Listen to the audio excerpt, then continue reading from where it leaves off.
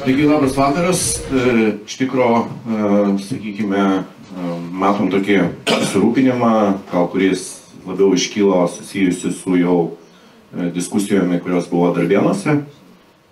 Pas mus, sakykime, pačius atėjo informacija, kada pamatėm skelbimą apie organizuojamą poveikio aplinkai ataskaitos tam tikram sklype, kuris šiai dienai yra išnuomotas Akmenės cementui. Aišku, natūralu, kad susisiekėm su Akmenės cemento vadovybė, jie irgi pasakė, kad tai nėra jų projektas. Ir, sakykime, šiandieniniam dalyvavime, kviečiant, kodėl nedalyvauja, buvo atsakymas, kad tiesiog po kol kas nieko negalim pasakyti. Ta prasme, neturim nei skaičių, nei dar kažko. Tai klausimas, sakykime, iš tikrųjų mūsų savivaldybės komanda stipriai padirbėjo čia per kelias dienas, surinkant pilną informaciją apie tą pačią danišką Energy European kompaniją, ar tai kokią dydžią kompaniją, kokius projektus vykdo. Tai yra siejama su žaliomis technologijomis kompanija. Kalbama, Seimo narys minėjo, kad nėra ne vienos pastatytos, bet sako, Norvegijoje dega. Tai klausimas, kas Norvegijoje dega. Tai iš tikrųjų pasidomėjome apie šitą norvegišką gamyklą, jinai pastatyta 80 metais. Tai yra tiesiog vandenilio gamykla, sena gamykla, gaminti vandenilį. Ir, sakykime, šiandien bioetanolis gaminamas daugelį įvairiais kitais procesais. Tai savivaldybės pozicija irgi šiandien pasakyti už ar prieš mes negalim, todėl kad mes nežinom atsakymų į tos klausimus, kuriuos mes irgi esam parengę. Viena iš galimų alternatyvų ir mūsų siūlymas kurtis šiauriniai lezo daly, tai yra pietiniai, atsiprašau, ten yra dar laisvų plotų, bet vėlgi aiškinantis, ko reikia įmoniai, tai jeigu šiandien manęs paklaustų, ar jie kursis pajūriai ar Akmeniai, tai 70% pajūriai. Nes vėlgi Energy Europa dalyvauja šiai dienai paskelbtam jūros elektros gamybos parke. Jiem reikia 1,2 tero elektros energijos. Tai čia maždaug 50, man atrodo, jeigu nedaugiau vėjo jėgainių. Iš kur tiek elektros, nes jeigu tu savo elektrą negaminsi, tokia gamyba neapsimoka. Kokia nauda, jeigu, sakykime, ateityje galėtų būti iš įmonės, aišku, tai yra didžiulis šilumos perteklis. Sakykime, ką ir mes randame jų angliškam Energy Europa puslapį Danijos kompanijai. Šiandien tokia gamykla viena veikia Danijoje, birželį jinai pasileidžia. Tai nemokamas šilumos teikimas miestų, nes tiesiog yra perteklis šilumos. Jeigu žinote, pagal emisijos CO2 išmetimo 30 metais visos Lietuvoje įmonės turi susimažinti iki 50% taip vadinamo CO2 išmetimo, 50 nulinė emisija. Cementas planuoja investuoti maždaug 500 milijardų, tai yra 500 milijonų, taip vadinama dekarbonizatorių, surenkant CO2 ir įskystinant iki minus 26 laipsnių. Europoje nėra kur padėti šito skysčio. Šiai dienai jisai laidojamas Šiaurės jūroje. CO2 cementas pagamins maždaug 800 000 tonų. Šitai gamyklai žaliavos CO2 kaip tokios, iš kurios galėtų gaminti vadinamą vandenilį ir bioetanolį, jiem reikia maždaug 150-200 tonų. Tai prasme, jie nori statyti gamyklą arčiau žaliavų, kurios galėtų teikti cementui. Čia tik ir tėra cemento interesas. Tikrai nėra čia cemento bendras projektas. Kai girdim apie sprogimus, aš nemanau, kad valdant vokiečių kompanijai prisimti riziką, pastatyti šalia savęs kažkokią bombą, kuri išneštų Akmenės cementą, tikrai niekas neleis. Ta prasme, tai kur tie kalbamos apie sprogimus, aš manau, čia yra perdėtas. Bet sakau, kadangi procesas tik prasidėjęs, aišku, natūralu, kad mes susirūpinę ir gerai, kad susirūpinę, kaip teisingai Seimo narys sakė, kad nebūtų post factum. Ir, kaip sakyti, traukinys pradėjęs važiuoti. Šiuo atveju taryba visada turės kozerį galimybę atmesti, sakykime, jeigu mes matome, kad tai netitinka gyventojų interesų, o interesas tarp investicijų ir gyventojų kokybės gyvenimo, kaip aš sakau, irgi turi būti tam tikras balansas. Mes negalim aukoti savo gyvenimo kokybės dėl belio kokių investicijų. Tai šiuo atveju prašysim, kad keistų datą, ta data bus paviešinta, tai manau visi susitiksim ir galėsim užduoti tiesiogiai klausimus. Tuo metu mes dar parinksim daugiau medžiagos apie pačią kompaniją, apie procesus, apie technologijas, apie išmetimą. Ta prasme, tikrai turime žinoti visus atsakymus, bet pasakyti šiandien, mes kategoriškai prieš, nežinodami dėl ko, aš kaip sakau, šiandien praktiškai vos ne kas antrą dieną nukrenta lėktuvai, bet mes vis tiek su jais skraidom, tai sakyti, žiūrėkit, neskraidykit, neskrenda lėktuvai. Palaukime poveikio aplinkai vertinimo, kai ta vertinimas bus atliktas, tada kalbės, bet turbūt šiai dienai mums ne vien svarbiausia, koks bus tas poveikio aplinkai vertinimas, kaip jis baigsis, bet atsakyti paprasčiausius klausimus. Kaip šiuo metu atsitiks, kas bus, kaip bus tas poveikio aplinkai vertinimas, tai irgi galutinio atsakymų neturim, bet yra tikras klausimas, ar Lietuvoje yra tiek specialistų, kurie galėtų įvertinti tokias gamyklas, tokio tipo gamyklą. Nes jų realiai tų gamyklų visumoje yra mažai. Gal tada aplinkos ministerijos paprašysiu prisijungti, yra turbūt. Esu Beata Vilimaitė Šimoblikienė, dirbu aplinkos ministerijoje, taršos prevencijos politikos grupės vyresnioji patarėja ir mano kuravimo klausimai yra poveikio aplinkai vertinimas, vienas iš kuravimo klausimų. Tai noriu pristatyti, tai yra kas tas poveikio aplinkai vertinimas ir kokios tos yra visuomenės teisės šiame procese. Ir kai kurie dalykai, apie kuriuos kalbėsiu, iš karto yra pritaikyti prie konkrečios veiklos, tai yra prie vandenilio ir metanolio gamyklos. Tiesiog, nes tam tikri niuansai gali skirtis skirtingoms veikloms, tai iš karto pritaikiau būtent šią veiklą. Jo tikslas, tai yra sutarti. Tai yra abipusiu sutarimu nustatyti, kurioje vietoje ir kokiomis sąlygomis galėtų būti vykdoma planuojama ūkinė veikla. Ir nors poveikio aplinkai vertinimas tai yra ta pati pirmoji aplinkosauginė ir prevencinė priemonė, bet visada mes raginam veiklos vykdytojus ir jų nusisamdytus poveikio aplinkai vertinimo dokumentų rengėjus kuo anksčiau pradėti bendrauti su visuomenė, tai yra nelaukiant netgi tai, kas yra privaloma pagal įstatymą, ir tai, ką aš šiandien pristatysiu. Ir dar noriu atkreipti dėmesio, kad yra toks lygiagretus procesas, kaip tarp valstybinio poveikio aplinkai vertinimas, kad šiuo atveju šiai veiklai yra privaloma atlikti tarp valstybinio poveikio aplinkai vertinimo. Tai vadinasi, ne tik Lietuvos visuomeniai, bet ir Latvijos visuomeniai bus suteikta teisė pasisakyti ir dalyvauti ir taip pat Latvijos institucijom. Ir kaip minėjau, čia daug tų etapų buvo ir visų jų tikslas iš tikrųjų rasti tą abipusį sutarimą ir susitarti dėl tos veiklos, jos galimybių, jos sąlygų vykdymo, jos vietos vykdymo. Ir kaip paskutinis turbūt ta priemonė, kai vis dėlto yra nepateisinami lūkesčiai ir matoma, kad galbūt tas sprendimas netitinka teisės aktų, galbūt yra rizikų, kad kažkur galbūt institucijos, nors ir daug jų, kaip minėjau, vertina, kažką praleido, galbūt netinkamai priėmė, tai visada yra teismai, visų pirma yra administracinių ginčų komisija, tuomet yra administraciniai teismai ir visuomenė turi teisę kreiptis. Tai apie vykstančias poveikio aplinkai vertinimo procedūros ir pačius PAV dokumentus galima surasti Aplinkos apsaugos agentūros interneto svetainėje.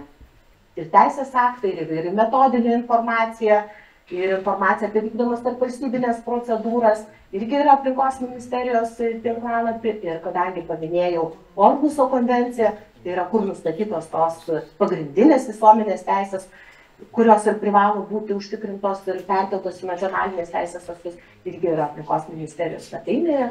Ir manau, kad irgi kiekvienam naudinga pasiskaityti ir žinoti savo teisės, jo labiau, kad Orhuso konvencija yra ganėtinai nesudėtinga, parašyta nesudėtinga kalba, kažkokiem įsibėgėjus procesui, kitose etapuose, tai visuomet galite kreiptis į mus, galite kreiptis elektroniniu paštu, galite kreiptis ir telefonais, be abejo, jie yra paskelbti Aplinkos ministerijos svetainėje, bet tiesiog čia toks yra bendras elektroninis paštas mūsų komandos, kuri dirba su poveikio aplinkai vertinimu, kuris nėra viešai skelbiamas.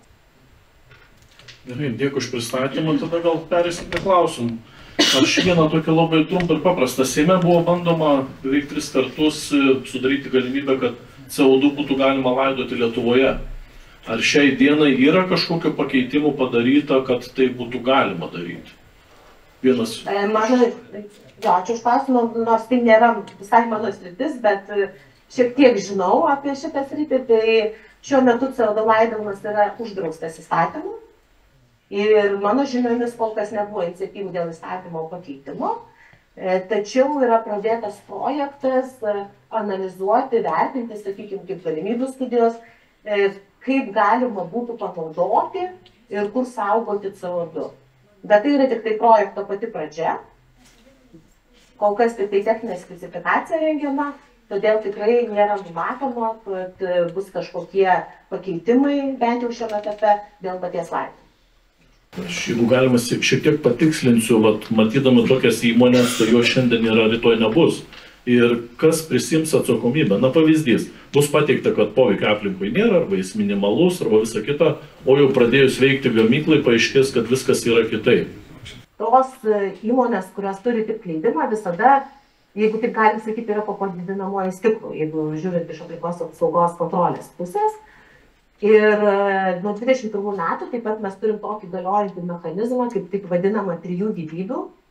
Tai yra, kai yra pažeidžiamos teisės aktų normatyvai yra aplinkos sauginių, kai yra pažeidžiamos leidimų sąlygos, tai vat, kaip ir minite, gerbiamas Valiau, nesilaiko visų įsipareigojimų, yra piktybinis, teršia ir nesitvarko, tai tuomet yra galimybė panaikinti tokį leidimą, o neturint šio leidimo veikla negali būti vykdoma. Ir dar be to 5 metus tu nebegali kreiptis dėl kito leidimo. Gauti naujai leidimą. Jeigu galit patikslinti, įtariam skleidžiama tarša. Taip. Kur kreiptis, kas atvažiuoja, kas patikrina, bet įranga turi, viską turi. Aplinkos apsaugos departamentas pasitelkia į pagalbą, jeigu reikia, aplinkos apsaugos agentūrą, kuri turi ir mobilias laboratorijas, kuri turi laboratorijas ir Vilniuje, ir kituose miestuose, yra akredituota laboratorija, tai yra patvirtinta jos tyrimų kokybė ir turi tokią teisę. Taip, ir jie turi galimybės patikrinti, pamatuoti, pritaikyti baudas ir jeigu, kaip ir sakiau, yra piktybiškumas, uždaryti. Bet aišku, tai yra, toks, žinot, leidimo panaikinimas. Mes visada norim, kad veiklos būtų vykdomos taip, kad visiems būtų tinkamai ir nepažeidžiant. Tai leidimo panaikinimas be abejo yra ta tokia kraštutinė, bet jeigu yra piktybinis, jos reikia. Aš papildysiu dar, kad žinotumėte ir informuosiu, ES regioninės plėtros priemonėse yra numatyta priemonė aplinkosauginė oro taršos monitoringo įsidiegimo priemonė. Ir savivaldybė planuoja tokias priemonės įsidiegti, mobilias ir stacionarės, kad irgi būtų vykdoma nuolatinė oro taršos kontrolė būtent iš ES lėšų. Taip, mūsų rajonų. Savivaldybės tarybos narys Koordinatorius Nicius. Manau, kad ir kiti, kaip ir aš, sužinojom apie tą naują organizatorių šių investicijų iš televizijos ekranų ir iš socialinių tinklų. Ar buvo kokia oficiali pradžia? Kaip ta informacija atkeliavo į Lietuvą, kad būtent jeigu nedarbėnus, tai kaip pasarkinis variantas Akmenėj? Nežinokite, aš sužinojau iš televizijos apie darbėnus ir tuomet gavome iš aplinkos apsaugos agentūros kreipimąsi dėl to, kad planuojama arti sienos su Latvija, nes yra taip įstatyme numatyta, kad tokiais atvejais kreipėsi į ministeriją. Tai tuomet gavom apie darbėnus, gavom apie Naujosios Akmenės ir tuomet mes tik tai irgi sužinojome. Tai tada iš karto klausimas, Akmenės rajonas, kaip mes atrodom? Ar nesutiks taip, kad įsileidžiam vieną gamyklą, kurioje bus 5 darbo vietos, o po to nebegalėsim įsileisti kitos, kur nežinau, keli šimtai darbo vietų bus? Kaip žinot mūsų rajoną, tą koncentraciją, kurioje mes vietoje jau esame? Tai matyt, reikėtų pasižiūrėti aplinkos monitoringo duomenis bendrus. Tiesiog įsivertinant, lygiai taip pat tos gamyklos, kurios jau veikia šalia, jos irgi turi vykdyti aplinkos monitoringą, tai tiek, kiek ir jos išmeta, tiek ir kas yra aplinkoje. Ir tiesiog pagal tai pasižiūrėti. Bet taip sutinku, kad gali būti, kad jeigu įsileisim vieną labai taršią, bet čia dar galbūt irgi norėčiau atkreipti dėmesį, kadangi, kaip ir minėjau, šiai gamyklai reikėtų taršos integruotos prevencijos kontrolės leidimą, kuris irgi ateina iš europinės teisės. Ir ten irgi yra taikomas principas, kad nesvarbu, kad tau normatyvai leidžia, bet tu turi taikyti tokias technologijas ir tokias priemonės, kad kaip įmanoma sumažinti savo taršą. Aš tik dar norėčiau paklausti, ar vertinami kitų savivaldybių teršėjai, nes šiuo atveju, ko gero, ant mūsų labiausiai Joniškis turėtų pykti, o mes labiausiai ant Mažeikių Naftos turėtume pykti.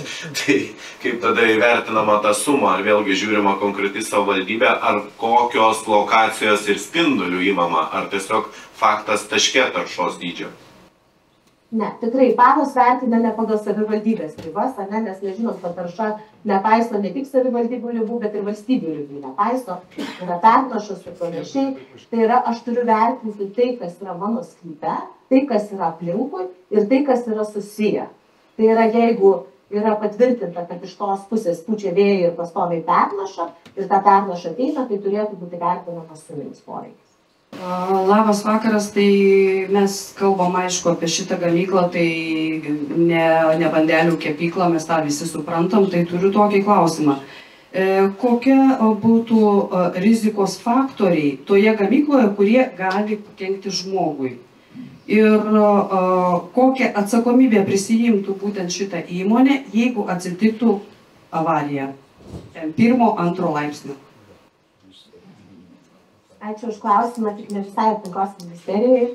Aišku, aš kaip ir minėjau, procese dalyvauja ir kitos institucijos, tai kas būtų poveikis žmogui, sveikatai, tai visuomenės sveikatos centras galėtų pasisakyti, o dėl avarijų priešgaisrinės apsaugos ir gelbėjimo departamentas. Tačiau iš bendrų žinių galiu pasakyti, kad taip, metanolis yra priskiriamas prie toksiškų medžiagų, priskiriamas prie degių medžiagų.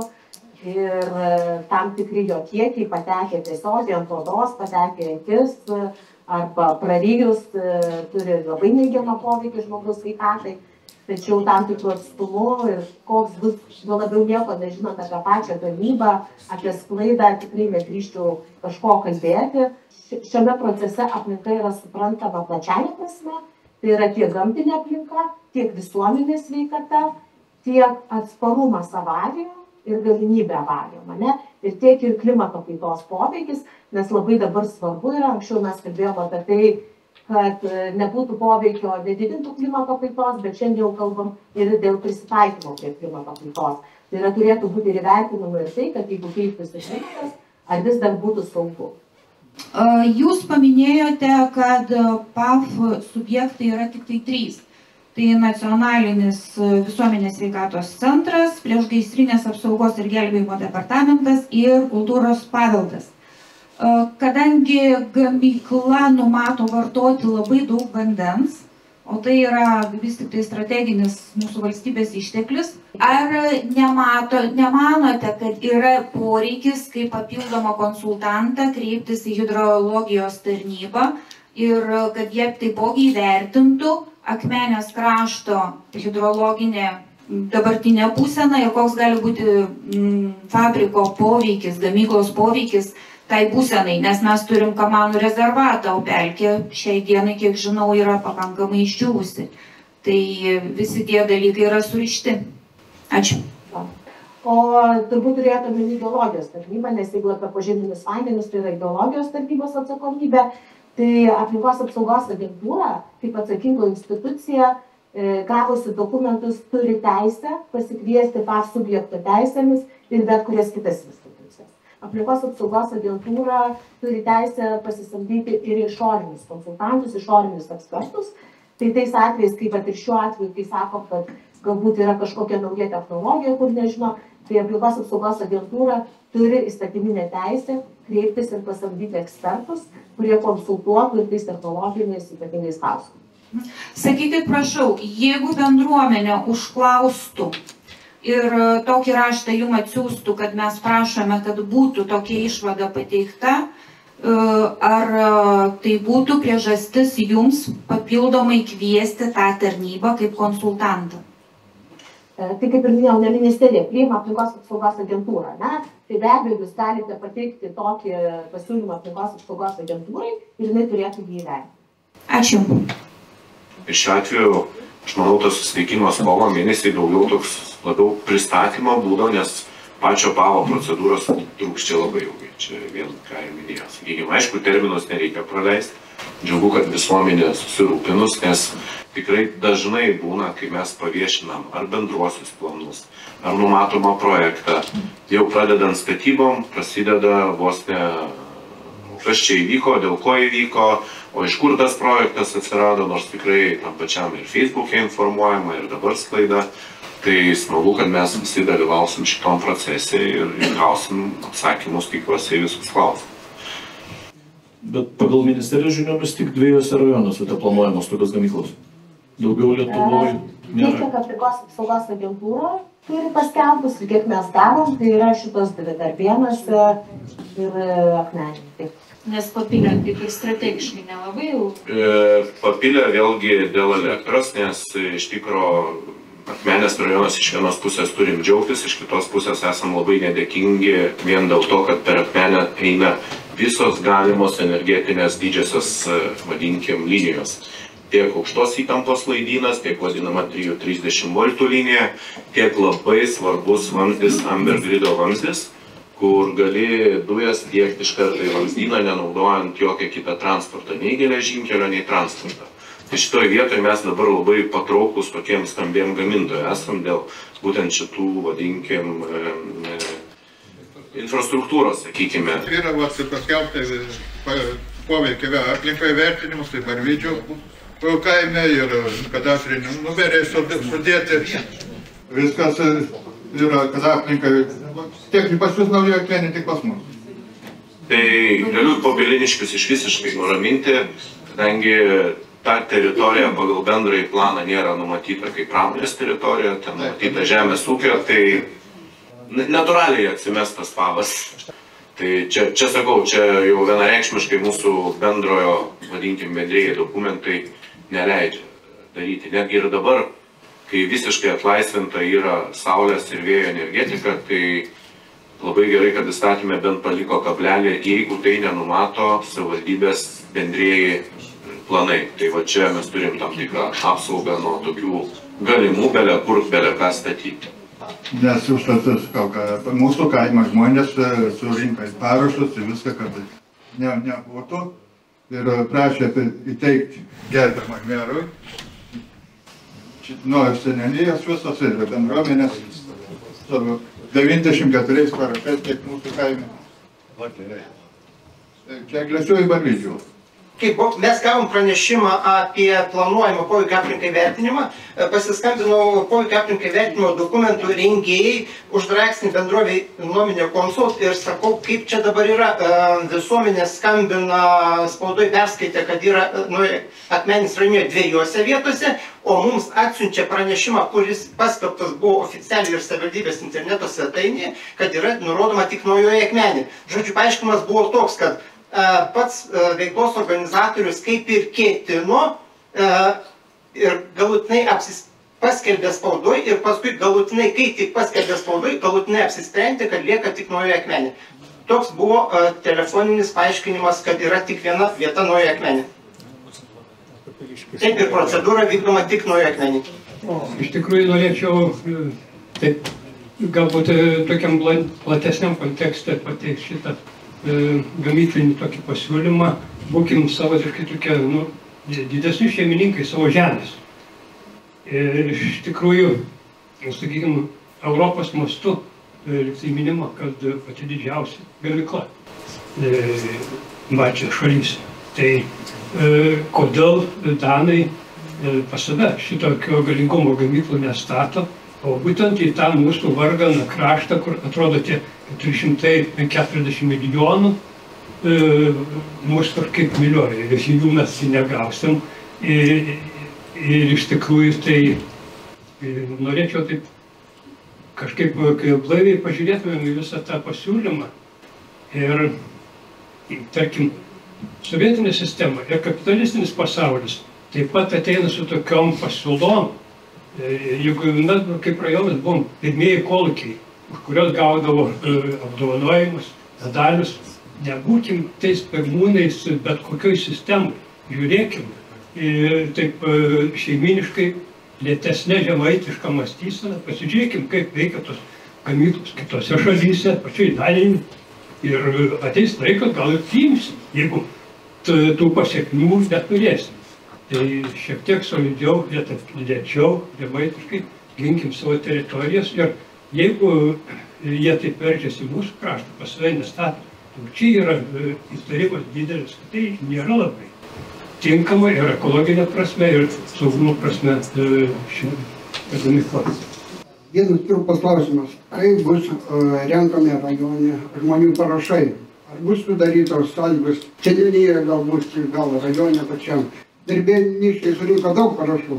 Pasiekime pavyzdį ir mes, kaip visuomenė, parodykim, kad esame. Tas ir yra, kad ateikim į tą susitikimą, išklausykim, įsiaiškinkim. Galų gale sakau, birželio mėnesiai aktyvas kažkoks, nuvažiuokim, savivaldybė padengs išlaidas ir iki Danijos pasižiūrėti, kaip veikia ta gamykla, kokia natūraliai tarša. Ta prasme, visada reikia įsitikinti, o ne sakyti, tuoj mes prieš, sakykim. Tai galėjom sakyti, iš viso to dumblo nedaryti. Dabar visos savivaldybės veža į Šiaulius, į vandenis, jį ten presuoja, paskui atveža į cementą įdeginti. Daug nežinom, ką cementą šiandien degina. Va, sėdė Apolinaras, buvę senieji tarybos nariai, kokie protestai buvo prieš padangų deginimą. Šiandien degina cemente padangas. Ta pati dumblą degina, bet jeigu būtume mes dumblą deginę vežti, tai manau, kad šiandien vandens kaina pas mus būtų apie 30% brangesnė, nes už ačiū nenuveši, Šiaulių vandenis imtų vartų mokestį už tam tikrą 1 toną, nes nieks už ačiū irgi nedžiavins ir negranuliuos to dumblą, sakykime. Tai aš šiuo atveju vis dėlto sakyčiau, žinot, rinkti protestų vardan ko, nežinant dėl ko, tai čia truputį, manyčiau, kaip ir visada, žinot, aš visada protestuojančių rasim, kas norim protestuoti. Gražu protestuoti, bet ar už ką? Tai tada įsiaiškinkim visi. Aš sakau, yra alternatyvų daug įsitikinant ir išsiaiškinant. Tai ką, ačiū visiems už bendruomeniškumą, už domėjimąsi, bet, kaip sakant, kova dar nesibaigė. Kovo mėnesį gal gausim visus rūpimus atsakymus.